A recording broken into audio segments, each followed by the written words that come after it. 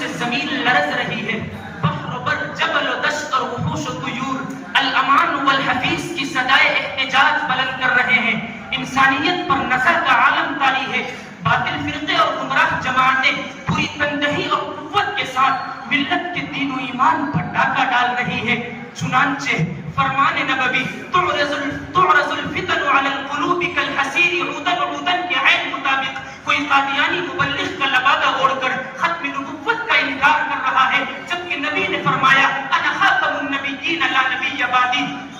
تو کوئی شکیر بن حنیف کی شکل میں قرآن مجید کی آیت وَإِنَّهُ لَعِلْمٌ لِلسَّاعَةِ فَلَا تَمْتَرُنَّ بِهَا کی مخالفت کرتے ہوئے مہدویت کے ساتھ عیسیٰ کو مسیح ہونے کا دعویٰ کر رہا ہے۔ ایک طرف امریکہ میں بیٹھا زندیق اور کافر مطلق یونس گوہر شاہی سوشل میڈیا کا سہارا لے کر انما الہکم الہ واحد کا انکار کرتے ہوئے خدائیت کا پرچار کر رہا ہے، تو وہیں دوسری طرف 10 بائی 10 کے کمرے میں بیٹھ کر سرزمین پاکستان سے تعلق رکھنے والا مردود مرزا انجینئر رافضیت کے شانہ بشانہ ہو کر صحابہ کرام کی عظمت پر کیچڑ اچھال رہا ہے، حالانکہ قرآن کا فرمان ہے رضی اللہ عنہم ورضوا عنہ۔ ایک طرف فتنہ انکار حدیث کا بانی عبداللہ چکڑالوی اور اس کے متبعین نبی رحمت کی زبان مبارک سے نکلی ہوئی روشنی کو بجھانے کی کوشش میں ہے، جبکہ قرآن کہتا ہے وَمَا آتَاكُمُ الرَّسُولُ فَخُذُوهُ وَمَا نَهَاكُمْ عَنْهُ فَانْتَهُوا۔ تو دوسری طرف علاج و معالجے کے نام پر فیاض بن یاسین نامی شخص امت کے عقائد پر حملہ آور ہے۔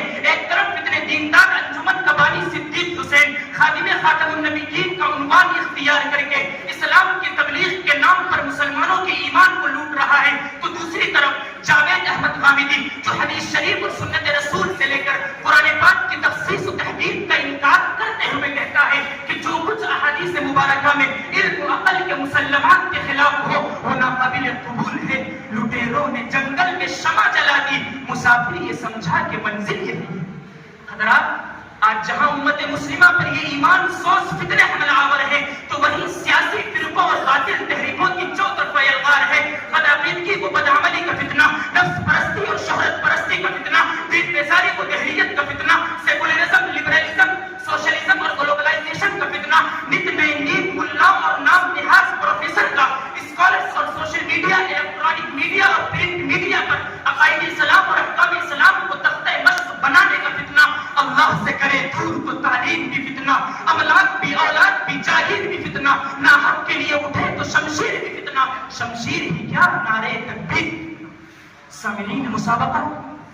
اب سوال یہ ہے کہ فتنوں کے اس طوفان میں ہچکولے کھا رہی امت کا سہارا کون ہے؟ جب باطل حق کا لبادہ اوڑھ لے تو حق کی پرچم کشائی کرنے والا کون ہے؟ جب ایمان سینوں سے کھینچا جا رہا ہو تو باطل کو للکارنے والا کون ہے؟ ان سب کا جواب علماء حق ہے۔ لہذا فرمان نبوی یحمل هذا العلم من كل خلف عدوله ينفون تحریف الغالین واتحال المبطلین وتعبیر الجاہلین کے تحت وارثین انبیاء اپنی ذمہ داری کو سمجھتے ہوئے اتحاد و اتفاق کی رسی کو مضبوط کر کے مکمل تیاری کے ساتھ میدان میں آئے، وجادلہم باللتی ہی احسن کے مطابق باطل کو دلائل کی روشنی میں کندھا شکن جواب دیں، ادعو الی سبیل ربک کے مطابق خواتین کی ہفتہ واری اجتماعات اور خصوصی نشستوں کے ذریعے ایمان کی اہمیت اور ان فتنوں کی سنگینی کو بیان کریں، مساجد و مدارس سے وابستہ علماء گلی کوچوں میں منظم اور مؤثر انداز سے مکاتب کا جال پھیلائیں، تعلیم بالغان کے میدان کو مزید وسیع کریں، توحید و رسالت اور آخرت کے جام